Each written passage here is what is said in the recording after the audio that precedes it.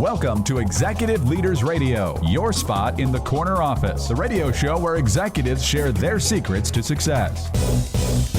Executive Leaders Radio. You're listening to Executive Leaders Radio. This is your host, Herb Cohen, with my co-host, Jim Wilson, Newmark, Caleb Hoppus, Hanlon, Rob Gilfillan, Cinero, and Bill Evans, Liberty Fox Technologies. Caleb, can you give us a rundown on who we have on the air today, please? Yes, Herb. We have a great show lined up today. We have Steve McKeon, the CEO of MacGyver Tech, Jack Blair, president of Nottingham Insurance, Chuck McClister, CEO of Elwyn, and Dan Nestor, president of NextClean. Let's get to know our first guest, Steve McKeon. How do you pronounce your last name, Stephen? McKeon. Steve McKeon, CEO of MacGyver Tech. What is MacGyver Tech? So MacGyver Tech is a company kind of named after myself because I was like MacGyver. But what we like to do is build ultra secure systems that are easy to use. Where are you from originally? How many brothers and sisters, and where are you in the pecking order? I grew up in South Jersey in the Violin area. I had three younger brothers. I'm oldest of four. And tell us a little bit about what you were doing 8 to 14 years old. What were you up to? Taking things apart. I just naturally like to see how things work. I worked with a Commodore 64 computer and just, started programming and actually took it apart and seeing how it worked. Did you also tell us that when you were a kid, you took your crib apart and it fell apart? Absolutely. Well, I wasn't there to remember. I was there, but my mom told me I took it apart, and honestly, it collapsed in on me. Yes. All right. Caleb, give me a hand with him, please. Yeah. So, Steve, you're the oldest of four. What was your role as the oldest sibling? More of the protector. Also, try to take care of everybody there. Unfortunately, I dealt with some problems that most didn't have to deal with. My dad was manic depressive and bipolar, and then took his own life. So I had to basically take the leadership position of being the father of the family at a very young age. Wow. Yeah, I'm sure that had a pretty profound effect on you. So what do you take with you to work every day from that experience? I just try to do the best I can for my customers or people that I meet, and just generally always do the right thing. Yeah, I found that life's too short, and seeing some of the crazy stuff I've seen, just trying to help people. Mm-hmm. You mentioned that Dad committed suicide when you were 15ish. What happened to the dynamics in the family and your role in the family? Well, actually, he was, not really around a whole lot either during that time. So the dynamics really changed in some senses where we had a big void in the family. I just, I had to go started working at like 13 and started kind of helping support the family in any way I can, financially, emotionally.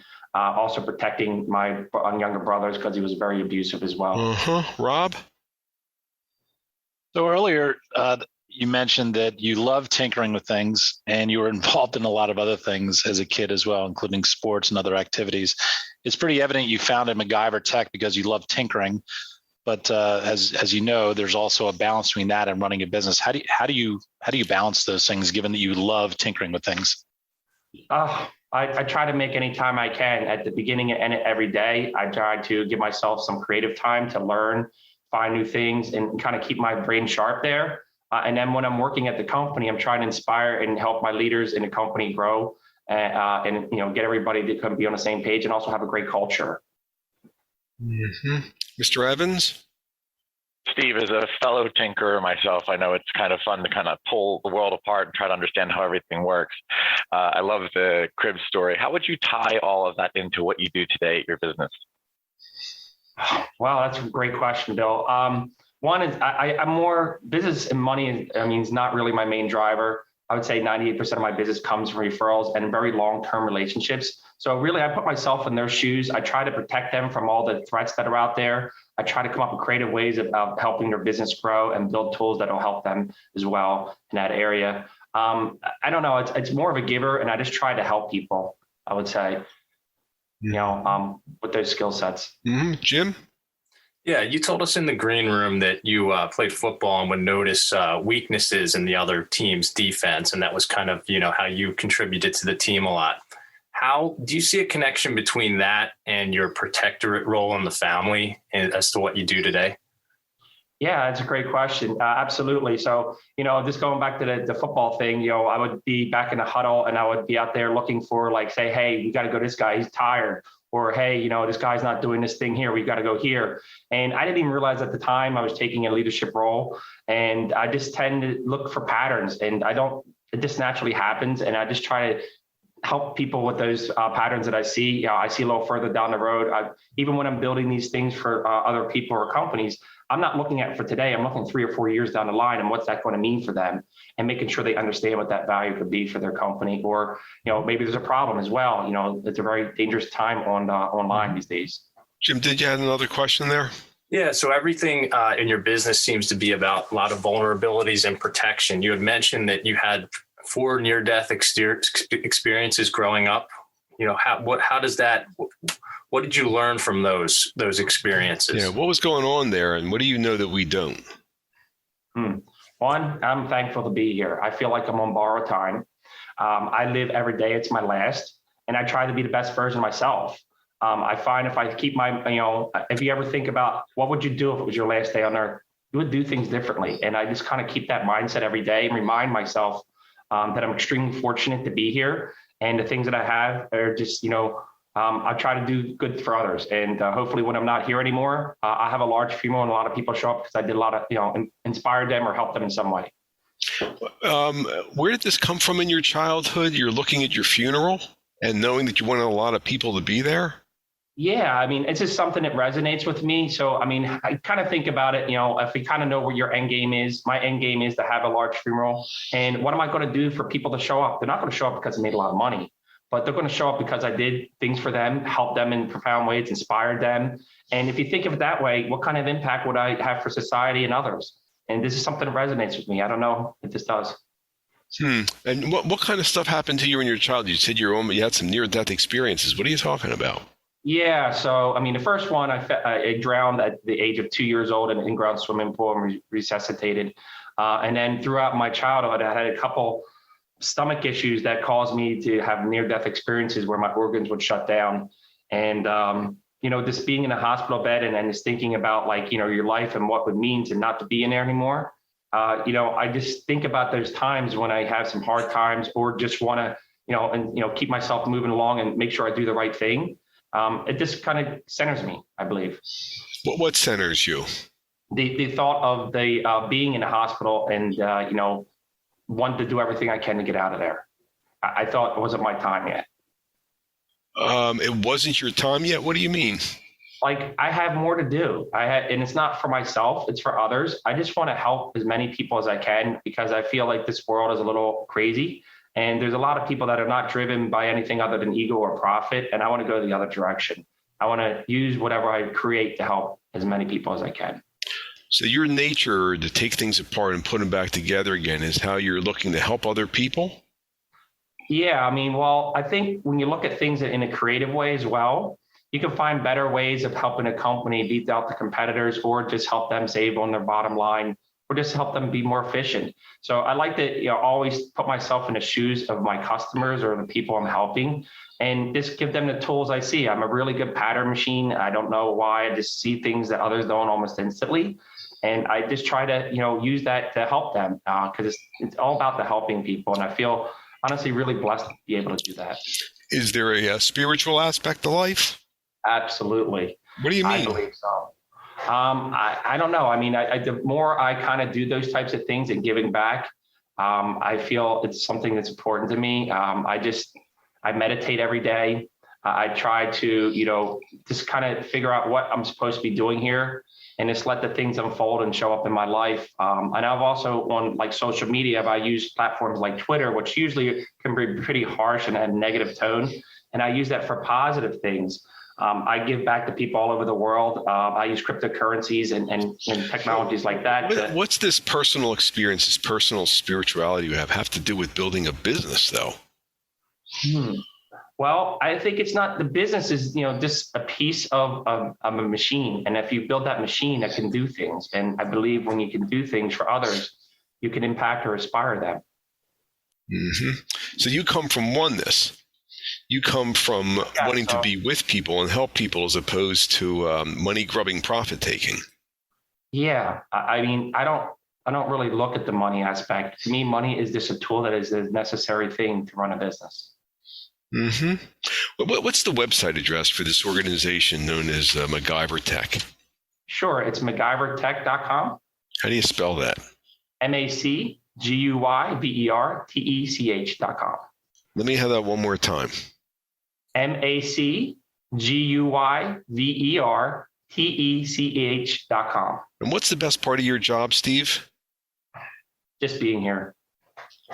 Just being here and working with your clients and trying to figure out better ways to do things, huh? And my team. I don't want to sell them short either. I mean, honestly, I love inspiring and building a team. This is, we've been talking with Steve McEwen, CEO of MacGyver Tech here on Executive Leaders Radio. Don't go away. We'll be back in a moment right after this quick break.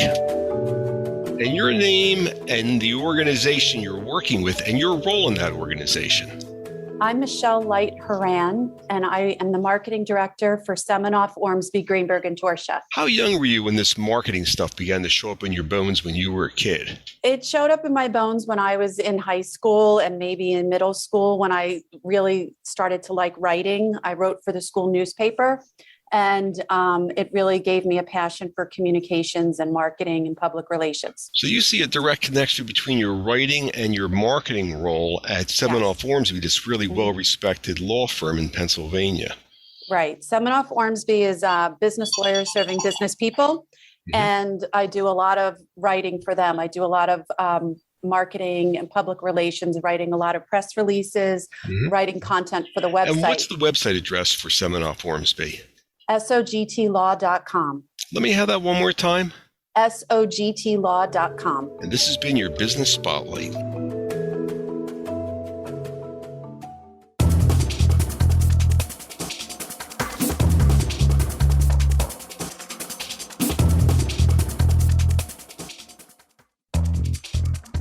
We're back. You're listening to Executive Leaders Radio. This is your host, Herb Cohen. I'd like to introduce Jack Blair, president of Nottingham Insurance. Jack, what is Nottingham Insurance? What do you guys do? We're a 105-year-old, fourth-generation insurance brokerage firm. We offer a full range of insurance products for businesses, which accounts for most of our stuff, some personal insurance, as well as group benefits.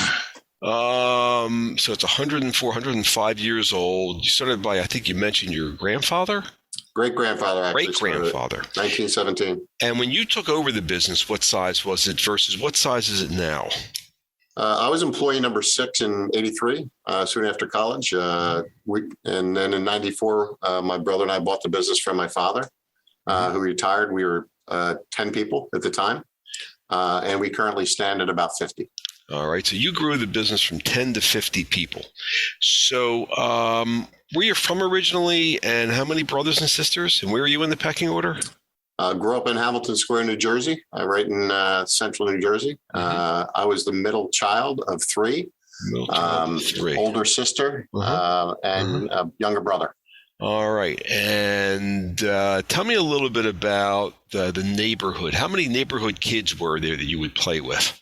There was a core about 5 or 6 kids. I was usually one of the oldest kids. What was your role with those kids? I was kind of the oldest in the group, and so it was kind of up to me to kind of set what we would do for the day and where we would go and follow that process. Really? What's that have to do with what you're doing nowadays? It's a lot of similar to what I do now, right? We set the course. You have to have a vision on what you're doing and where you're going. And once you get there, what you're going to do. So the way you played with the neighborhood kids is sort of the role you're taking with the business, huh? All right, Caleb. Hey, Jack, what kind of sports did you play growing up? I had a passion for soccer. That was almost my one and only. I played a little bit of baseball in the beginning, but it was really a game that I absolutely loved to play. And I played probably up till my back told me to stop playing when I was 43. And what position do you play? Center midfielder, for the most part. I played a variety of positions, but central midfielder was kind of the role that I most enjoyed. What's the role of the center midfielder on the team? Really, it's really strengthens the team at its core, I think, right? You are the link between defense and offense. It's a really broad range of skill sets. It's probably one of the most versatile positions, but you also set and dictate the pace of the game. the direction that you're going. You need to understand what it takes offensively as well as defensively. But you also recognize what people's strengths are and to help, it's truly the team core.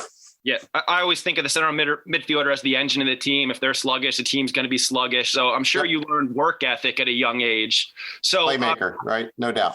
Exactly. So how does that relate to your leadership role at Nottingham Insurance today? It's the exact same thing, right? I find myself needing to take a leadership role, setting the direction, setting the vision.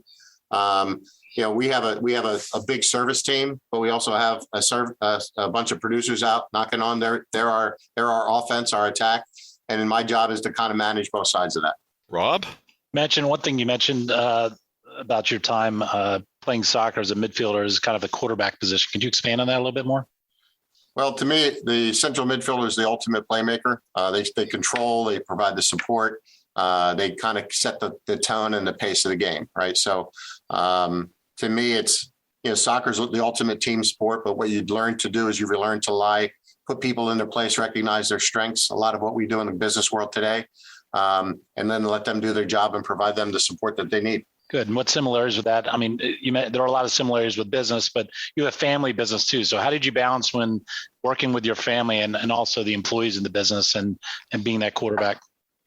Well, I think there's a couple things. Respect's a big thing, right? As my brother's my partner, my sister's a partner in the agency. So we've got, you have a family business, you learn to respect each other, and you recognize strengths, right? And that's kind of what you do in a midfielder's role, right? So our job is to try to make people align and put them in the roles that they are best suited for.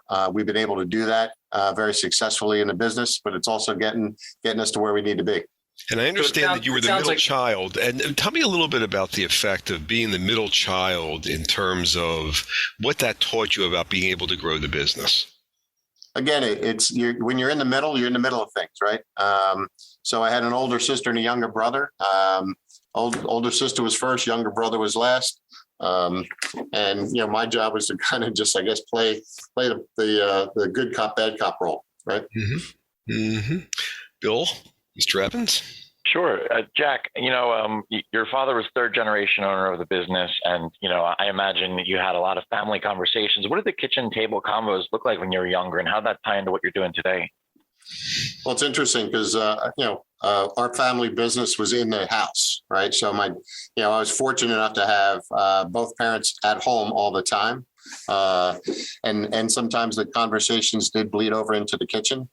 So you would listen to, a good role model for me was my dad. And I would listen to him talk about some of the challenges he had, the business itself. I mean, insurance is an interesting world. People buy an intangible product and, it's where the rubber meets the road is when there's a claim. And so I would see how he would handle people at their worst and how he would manage that. And it taught me a lot of good life lessons.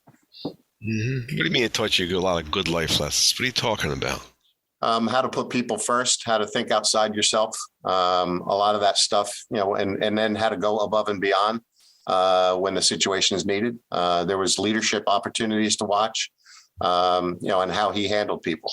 Wait a minute. So your dad was handling business and personal insurance. And then when there was a claim that came in, you would get exposed to that and how he would handle that? What are you talking about? Well, he would share, if there was a fire at somebody's house and what needed to happen, and you would start to see, what's happening in other people's lives, and it would kind of help put your own position, your own personal situation in perspective. What are you talking about? What's going on in other people's lives would help you put yourself in your own perspective. What do you mean? Well, insurance is an interesting world, right?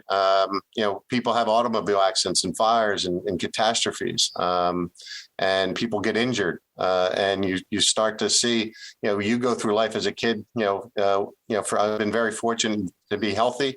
A lot of not bad things have happened to me, but I've been exposed to when bad things happen to good people, and how people then need to get back to where they were. So I guess part of your being in the insurance business is it's not just service. I mean, it's really caring. It sounds like you're a pretty caring kind of guy as well. You picked that up from mom and dad? Absolutely. It's about empathy, right? You need to think about other people. And this is a people business, right? It's about relationships. That's kind of what our success is. We're a very community focused operation.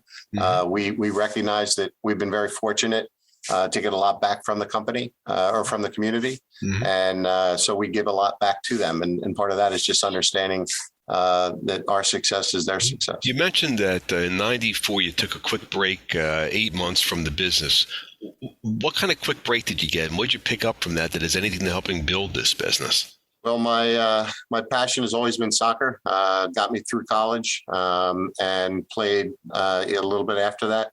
But in '94, I had an opportunity to be the deputy venue director of the World Cup when it came to the U.S. I'd been to a couple prior World Cups, been to 5 actually, all total of finals. But at the end of the day, I was able to kind of be part of a much larger organization than what I was used to. We were probably a 15-person firm at the time. I was now helping manage 200 people with a volunteer base of about 2,000. So it taught me to think, stay above the fringe, not get brought down into the weeds, and how to have a vision and implement it. So the benefit of your working outside the family business with a larger business, it really gave you perspective on your role in the family business and how to help grow the family business. Absolutely. Before I would rely on my staff, they would have a problem. They'd come sit on my desk. I would say, put it on, I'll take care of it. I didn't have the time to do that. So I'd be able to kind of provide direction, do this, this, and this. So I would empower other people to do things. So when I got back into my business, it was exceptionally done. Gotcha. What's the website address for your organization? NottinghamInsurance.com, NOTTINGHAM, insurance all spelled out, all one word, .com. We've been speaking with Jack Blair, president of Nottingham Insurance, here on Executive Leaders Radio. Back in a moment, right after this quick break.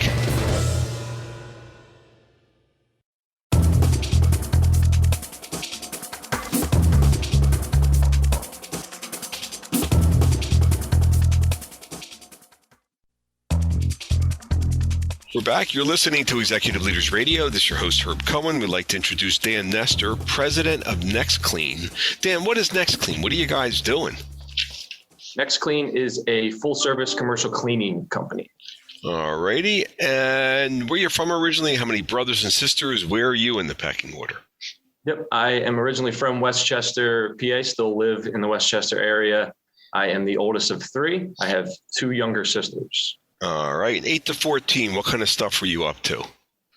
8 to 14, I was playing sports every day, heavily involved in sports, every sport, basketball, football, baseball. I played them all. And tell us a little bit about your neighborhood. Sure. Growing up, I lived in a few different neighborhoods. Was always active, with friends. Playing sports. Why'd you grow up in a couple of different neighborhoods? When I was 12, my parents split. They were divorced, and I was in 8th grade. So that led to, a couple of different moves. So you're in 8th grade. Mom and dad are getting divorced, and you're the oldest of 3. What happened to your role in the family at that point? It took a drastic shift. I went from the older brother, kind of bully type with the annoying little sisters who always wanted to hang out with my friends, very quickly to the protector role. I kind of immediately realized that that was what my sisters needed from me, and I'm very protective of both of them. What's that have to do with your role in this business known as NextClean? Cleaning in general, and I think a lot of service industries are sometimes a thankless job. So being protective of the people that work for NextClean and remaining positive and looking for ways to celebrate people within the organization in what can a lot of times be a thankless industry. So you're like the unsung hero. You're trying to keep everybody else pumped up and positive and let them know that they're appreciated, which is the role you stepped up to with your sisters when you were a kid. And all right, Jim, why don't you give me a hand? Yeah. How young were you when you started your first job? What kind of things were you doing? I started working when I was 13. My first job was at a Holiday Inn in the restaurant. I was bussing tables. So another thankless job. Why did you start working? Yes, definitely a thankless job. I think I started working mainly for independence. The ability to make some money for myself and create that independence and be able to do things that I wanted to do. What's that have to do with what you're doing nowadays? I think it ties into the natural kind of entrepreneurial spirit that I didn't realize I had when I was 13, but very much aware of now, and looking to build solutions and create processes and an entrepreneurial mindset. Yeah, it sounds like you really stepped up to the plate there. Rob? So earlier in the green room, you mentioned you love sports, played a variety of different sports, but there was one that you really had an affinity for. Which was it? Talk about that. Basketball was certainly my favorite sport growing up. Played through high school. And I think the reason I loved the game of basketball so much was, to me, it was always easy to play. You just needed a ball and a hoop. I didn't necessarily need anything more than that. And the preparation aspect of the game was big for me. I was certainly not the most athletic, not the most quick-footed, but I was able to contribute on the teams I played for because of my preparation and just the love for the game and playing it in the backyard day in and day out. So what I hear is you did a lot of practicing on your own, right? Absolutely. All the time. I was a big fan of Allen Iverson growing up in the Philadelphia area, and I'd be in the backyard, mimicking his moves from the Sixers games and very much, preparing for what was next, whether it was an opponent or a game, all the time. So how did that focus? I mean, you playing and practicing on your own, how did that kind of set you up for success in the business world? Again, it goes to the preparation aspect. Within our company, I look at, 3 different components between sales and finance and operations, and how do we create a harmonious kind of triangle between the 3 of them so they're always aligned and working together. And I think preparation is key to that. That's good. Mm-hmm. Caleb? Hey, Dan, what did your parents do for a living? My dad was always in sales, really with a cleaning background and sanitation in industrial applications. And my mom actually had a more interesting job. She worked for Ticketmaster. So she worked at the Spectrum growing up. So the son of a couple of salespeople, what did you learn about salesmanship from your parents? Yeah, absolutely. I think both my parents are very charismatic people. And that was not a characteristic that was unnoticed, even growing up and being a young kid. Both of my parents have a relatability and a likability that I think is very important in business. And in a sales capacity, you have to, be able to relate to people at different levels, and building that rapport, whether it's with employees and team members or with clients, and building trust is definitely something I pulled from both my parents. Mr. Evans? Yeah, Dan, we had a lot of great conversation earlier. And when you were younger, what did you want to be when you grew up, and how does it tie into your life today? Yeah, great question. Probably a little naive, but growing up, I thought I was destined to be an NBA basketball player. That was what I told people all the time that I wanted to be, and held on to that, probably longer than I should have. But I think that goes back to, what we talked about with the preparation aspect. Certainly didn't want to grow up, aspire to be cleaning equipment in hospitals. But I think the tie in there is in the opportunity that was realized. Mm-hmm. You mentioned that you have a couple kids, and that's a really important part of your life. What are you talking about? Absolutely. I have 4 children. My oldest son, Chase, is 14. So he was born 12 days after my 21st birthday. I was still in college, kind of still figuring out, what I was going to do with my life. So certainly a curveball to find out that we'd be having a son at that young age. But it certainly put me on the path that led me to, where I'm at today. And I do my best to be as involved as I can with all 4 of my children. I coach every sport from flag football through basketball. I'm, believe it or not, the home and school president at my kids' school, which sometimes feels like another full-time job. So my children are absolutely the most important thing to me.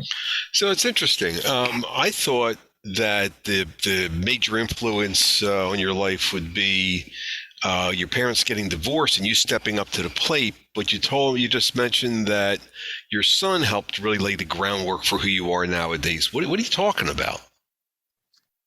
I think they're similar in the sense that both of those life experiences provided an opportunity to increase my responsibility and look at things in a different light. As a young man, being responsible to my sisters in one aspect, and then with my son, changing the way that I looked at things, and now I had another person that was relying on me, again in a different capacity of life. So you had broad shoulders as a kid with your sisters when mom and dad got divorced, and the same thing happened when you stepped up to the plate as a dad with your first son. What's that have to do with your role with your employees, that word of responsibility? That's a great question. I think the correlations between, being a dad and being a leader of a company are similar. It's constant awareness of, what's happening, and, going back to the service industry, not exactly being being a thankless job. It's, being aware of what's going on with the employees and ensuring that there's, the positive environment and culture. So you really see a similarity between being a dad and being a boss, don't you? Being the CEO. 100%. I think being a dad is being a leader. And I think being the boss for NextClean is about being a leader as well. Well, what's the website address for this organization known as NextClean? The website is nextclean.com. It's nex-clean.com. Let me have that one more time. It's nex-clean.com. We've been speaking with Dan Nestor, president of NextClean, here on Executive Leaders Radio. Don't forget to visit our website, executiveleadersradio.com, to learn more about our executive leaders. We'll be back in a moment right after this quick break. Don't go away. Recognize your deserving business advisors on our nation's leading Business with Heart radio show, Executive Leaders Radio. Yes, you can recognize your deserving business advisors on our nation's leading Business with Heart radio show, executiveleadersradio.com. Simply visit executiveleadersradio.com, securely enter their info, and we'll reach out to spotlight your deserving business advisors on our nation's leading Business with Heart radio show, executiveleadersradio.com. Don't wait. This radio and online social media and search engine exposure is quite valuable.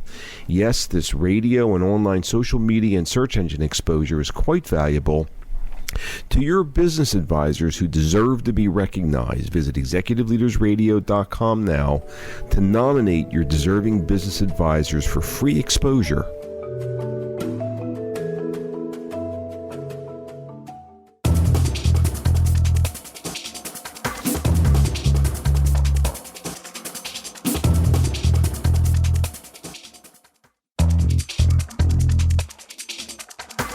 We're back. You're listening to Executive Leaders Radio. This is your host, Herb Cohen. We'd like to introduce Chuck McLister, President and CEO of Elwyn. Chuck, what is Elwyn? What do you guys do? Elwyn is a nonprofit human services company that supports people with developmental and behavioral health challenges. We're the oldest of our type, founded in 1852, one of the largest of our type, so about $375 million in revenue, with a national presence in 8 states. Wow. And where you're from originally, how many brothers and sisters, and where are you in the pecking order? I'm from Pittsburgh, Western Pennsylvania. I'm the oldest of 4 boys. Mm-hmm. And 8 to 14 years old when you were a kid, what kind of stuff were you up to? Well, it was Western Pennsylvania, so that means football. I played football starting at age 11. I played other sports too, just really around football. So I played basketball like it was football. No points and 5 fouls. Played baseball, waiting for the football season to start, and I ran track so I could be in shape for football. Wait a minute. So you have this very interesting way of connecting your activities with each other. What's that have to do with who you are nowadays in this thing called Elwyn? I think I get to the bottom line pretty quickly and I can see connections. Elwyn's a very complex organization. We're in many states. We support people of all ages. We do education. We do behavioral health. So there's a lot of complexity, and it's important that I'm able to see the common denominator for the organization. Mm-hmm. Okay. Jim. Yeah, Chuck, who would you say your role models were growing up? Well, certainly my parents, and I think I'm a combination of my mom and my dad. My mom was very compassionate, humanitarian. She was a nurse at the local Veterans Administration. My dad was a salesman, very, very driven, very focused. He was the kind of anchor for his family. His mom died when he was 10 years old. And so, I have this, I think, very compassionate side to me, but also a strong business sense. I got an MBA and a master's degree in counseling, and you can kind of see both my parents' handprints on both of those things. Yeah, it sounds like you're kind of a combination of both of them. Can you tell the listeners what you bring from mom to work every day and what you bring from dad to work?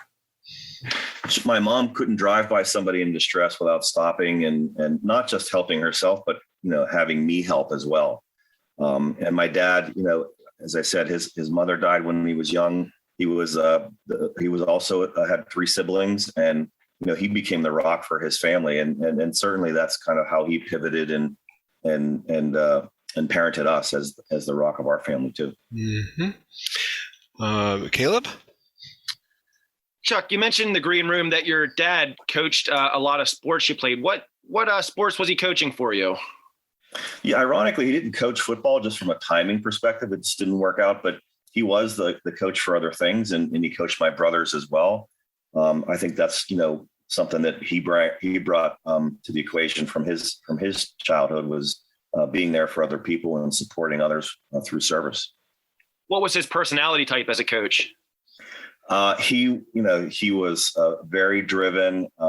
You didn't get a lot of compliments. When you did, you really could remember it and you enjoyed it. It was about working hard and not expecting too much recognition. So what did you learn from that, and how does it relate to how your relationship with your team members are today? It's being the leader of a big charity is interesting because it's all about supporting other people, and it's not about personal recognition. So you have to, I think, have that characteristic, but it's also, an important leadership, very visible role. And so, I think that some of those early lessons that my dad taught me as a coach are translating to, how I lead today. Mm-hmm. Rob? So earlier in the green room, you mentioned you're a pretty busy kid, but you found some time to work as well. Tell us about some of the jobs you had at a young age. Yeah, so work wasn't about money. Like, we did have kind of a blue collar, modest upbringing, but I was never very focused on making money. I'm not terribly entrepreneurial. My first job was at a drive-in theater, and which on the weekends was a flea market. And I was like, I was under the table, 13 years old, working there. What did you do for them? So I worked the concession stand when they were showing movies, and then on Sundays I would walk the perimeter to make sure people didn't sneak in. So there's this 13-year-old kid confronting grown men and women who are trying to sneak in instead of pay $1 at a flea market. And it must have been hard dealing with adults, given that you're 13 years old, right? I learned how to do things even though I was afraid. And I think that probably is a powerful lesson for anyone who's got to lead. Mm-hmm. It's easy to, be a leader when things are going great, but when things are scary, that's when when your true character shows through. Yeah. One thing that came out, I think, is it seems pretty apparent that you use a personal set of core values to make decisions, especially at a young age. How does that translate into what you're doing today? The reason I worked at a flea market, the reason I later worked at Wendy's, was not again about the money. It was about work ethic, and I think my parents wanted me to develop a work ethic. So it was more of a lesson than it was a job. And I think I've been able to carry that kind of work ethic, dedication, and loyalty through all the jobs that I've had, regardless of how important they were. Mm-hmm. Mr. Evans? Chuck, earlier you mentioned that you're really great at solving problems and getting to the bottom line quickly.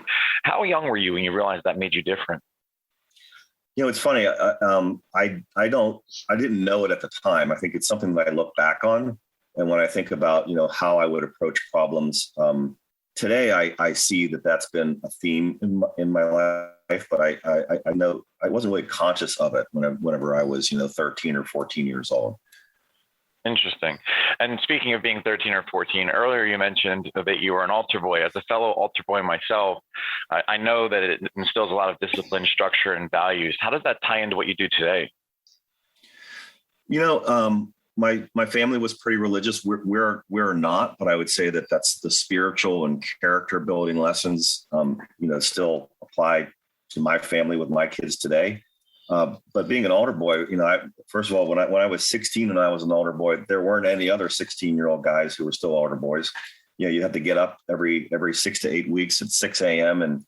and go to support the mass. And it's about service, it's about dedication, and again, that's another influence my parents had on me to have me continue to do things, even though maybe it wasn't cool or it wasn't necessarily what everybody else was doing. Mm-hmm.